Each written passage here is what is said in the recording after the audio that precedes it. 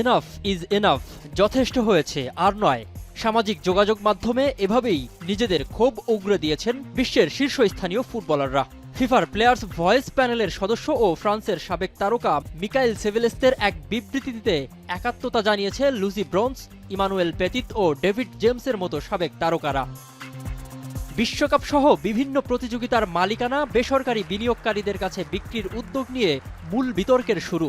সাবেক এই খেলোয়াড়দের স্পষ্ট বক্তব্য, সমর্থকদের আবেগ ও ফুটবলারদের মতামতকে উপেক্ষা করে নিছক ব্যবসায়িক স্বার্থেই সিদ্ধান্ত নিচ্ছেন ইনফান্তিনো।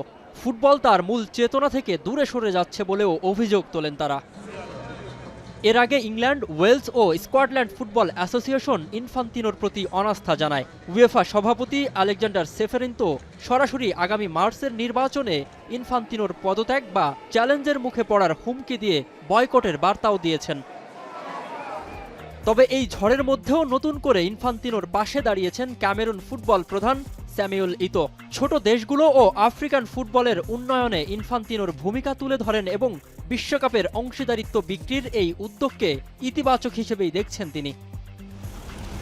সব মিলিয়ে আন্তর্জাতিক ফুটবলের শীর্ষ এই সংস্থায় ক্ষমতার টানাপোড়েন এখন তুঙ্গে।